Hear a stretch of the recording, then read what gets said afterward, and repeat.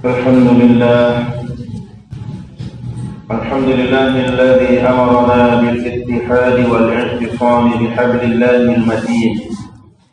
أشهد أن لا إله إلا الله وحده لا شريك له الملك الحق المبين، وأشهد أن سيدنا ونبينا محمدا عبده ورسوله صادق الوعد الأمين. اللهم صل وسلم على هذا النبي الكريم وعلى آله وصحبه أجمعين ومن تبعه بإحسان إلى يوم الدين. أما بعد، فيا أيها المسلمون الحاضرون، أوصيكم وإياي بتقوى الله، فقد فاز المتقون وقد خاب من طغى. قال الله تعالى في كتابه الكريم وهو أصدق القائلين: أعوذ بالله من الشيطان الرجيم. يا أيها الذين آمنوا اتقوا الله حق تقاته ولا تموتن إلا وأنتم مسلمون. Sadaqallahul azim. Hadirin jemaah Jumat yang dirahmati Allah, hari ini adalah merupakan Jumat terakhir kita di tahun 2020. Jumat depan itu insya Allah sudah masuk tahun 2021. Berkaitan dengan hal ini, khatib ingin mengingatkan seluruh jemaah tentang perhatian kita terhadap waktu. Nabi SAW bersabda, "Ni'matani maghmurun fihima katsirun minan nas." Ada dua nikmat yang paling sering dilalaikan oleh manusia, yaitu as-sihhatu wal faragh, kesehatan dan kesempatan. Memang biasanya Pak, kalau nikmat itu bersifat given, yang kita terima secara gratis, itu biasa lupa disyukuri. Hilang baru kita sadar bahwa ini penting. Kesehatan itu nanti disadari kalau sakit gitu.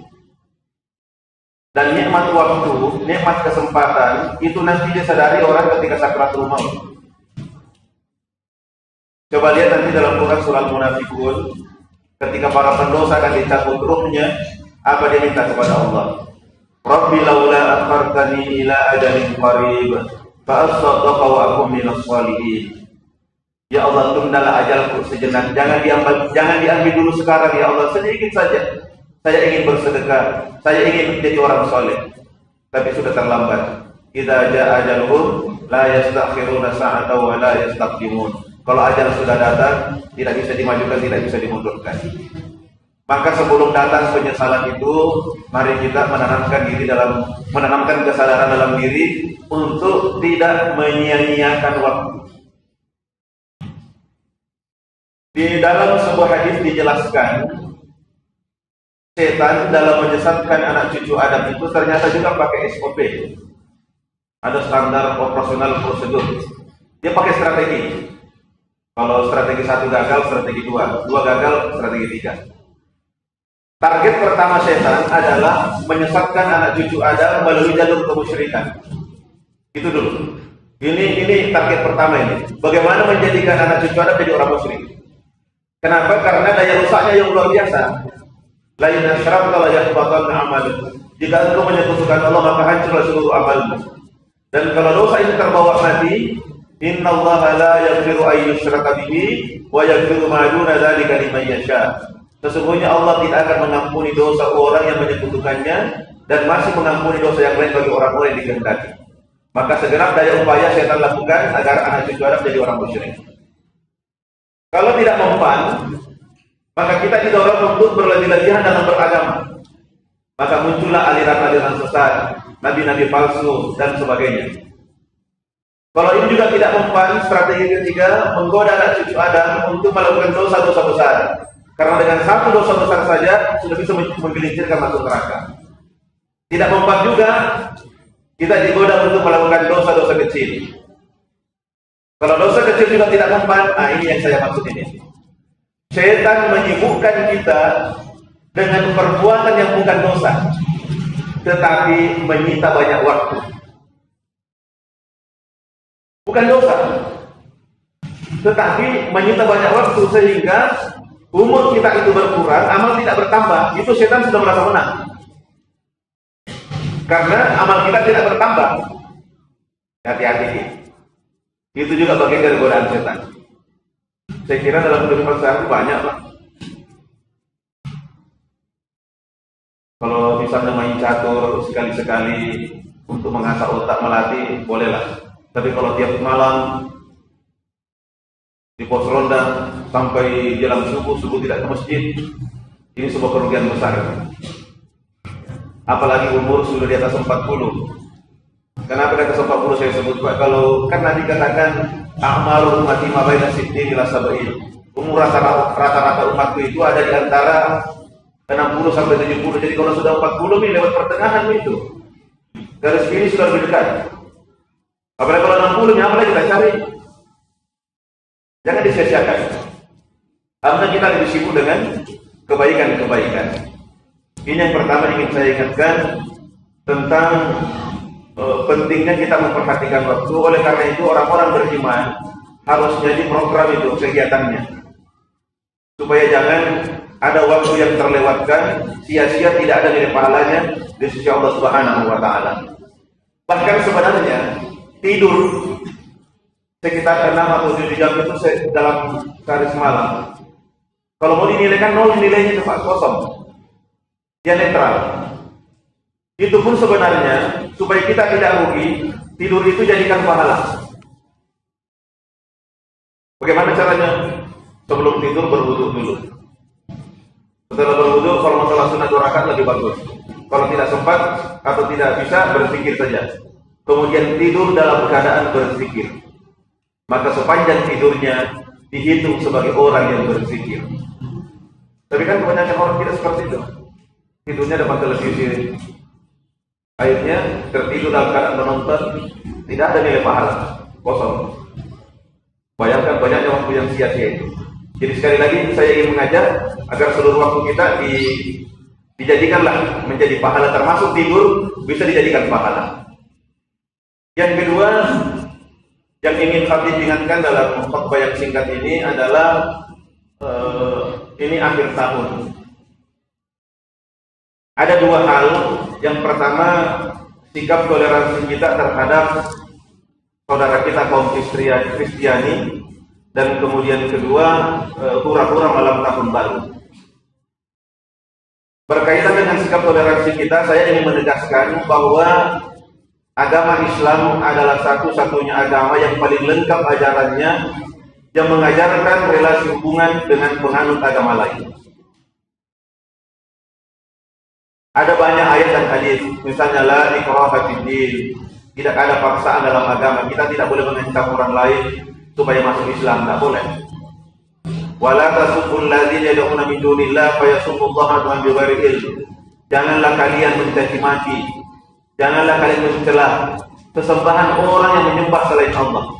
Tidak boleh kita menghina agama orang lain, dilarang dalam Al-Quran. Kenapa tidak boleh menghina agama orang lain? Karena ketika kita menghina agama mereka, menghina Tuhan mereka, mereka juga akan balas menghina agama kita. Jadi Allah dihina orang, agama Islam dihina orang gara-gara kita. Tidak boleh kita menghina agama orang lain. Sama juga ketika Nabi mengatakan, inna min akbaril kabair ayasuba rajul walidayhi. Sesungguhnya di antara dosa terbesar adalah mencaci maki orang tua sendiri. Sahabatnya, ada orang mencaci maki orang tuanya sendiri? Ada, yaitu orang yang mencaci maki orang tuanya orang lain, kemudian orang itu membalas mencaci maki orang tuanya dia. Itu dosanya sama dengan mencaci maki orang tua sendiri, karena kita dimulai mencaci maki orang tuanya orang lain. Tidak boleh. Cuma juga memang tidak boleh kebablasan. Saya kira garis demarkasinya jelas. Lakum dinukum waliyadin. Bagimu agamamu, bagiku agamaku. Dalam urusan akidah dan ibadah tidak boleh dicampur aduk. Tapi dalam urusan sosial kemasyarakatan, agama tidak boleh dijadikan penghalang. Apalagi urusan kemanusiaan. Ada orang rumahnya kebakaran, mau ditolong, boleh jam atau non muslim itu, tidak boleh. Orang kecelakaan lalu lintas, Sebelum ditolong tanya agama apa? Tidak, pokoknya kalau urusan kemanusiaan, agama tidak usah diperhatikan. Tolong. Nah, nanti dalam urusan akidah, dalam urusan ibadah, di situ tidak boleh campur aduk. Misalnya non muslim tak usah pergi sholat Idul Fitri, Idul Adha, tak boleh. Ikut sholat Jumat tak boleh. Tapi kita juga tidak usah masuk di dalam gereja untuk ikut-ikut nyanyi merayakan Natal. Toleransi itu adalah menghormati dan membiarkan mereka melakukan ibadahnya tanpa diganggu, tanpa gangguan. Itu saja. Saling menghargai. Kemudian berkaitan dengan hura-hura malam tahun baru, perlu saya ingatkan berkaitan tadi dengan waktu. Min husni islamil mar'i tarkuhu ma la ya'nihi. Di antara kesempurnaan Islamnya seseorang itu adalah menghindari hal-hal yang tidak bermanfaat. Jadi kalau kita masih suka dengan hal yang sifatnya hura-hura, yang sia-sia, berarti keislaman kita itu masih cacat. Masih cacat. Karena ciri keislaman seseorang yang sempurna itu adalah menghindari hal-hal yang tidak bermanfaat. Apalagi bukan hanya tidak bermanfaat, bisa mengarah ke maksiat. Ini justru lebih berbahaya lagi.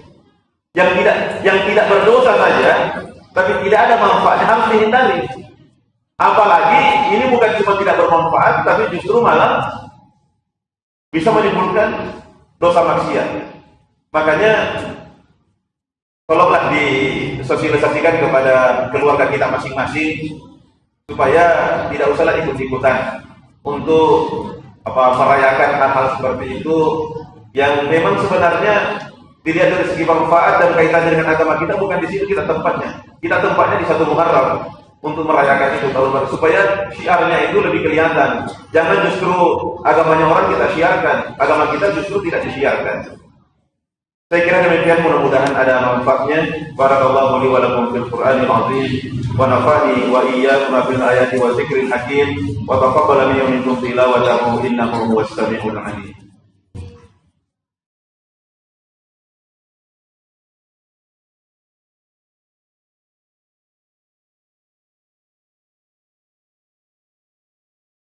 Alhamdulillahilladzi hadana li hadza wa ma kunna linahtadiya laula an hadana Allah.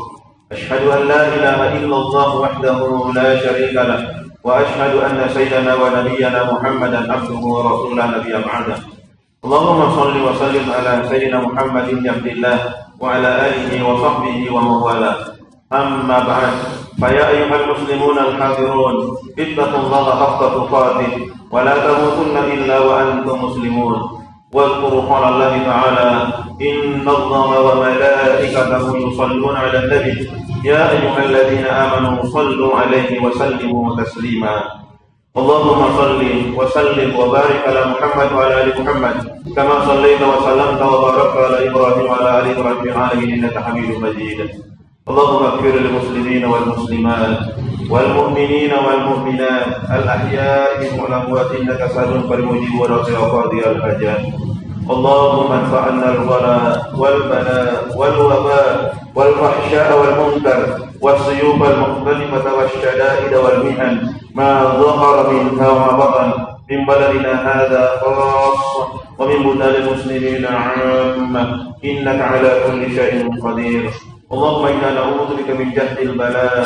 ودرك الشقاء وسوء القضاء وشمامة الأعداء ربنا آتنا في الدنيا حسنة وفي الآخرة حسنة وقنا عذاب النار عباد الله إن الله يأمر بالعدل والإحسان وإيتاء ذي القربى وينهى عن الفحشاء والمنكر يعظكم لعلكم تذكرون ولذكر الله أكبر والله يعلم ما تصنعون. أقم الصلاة.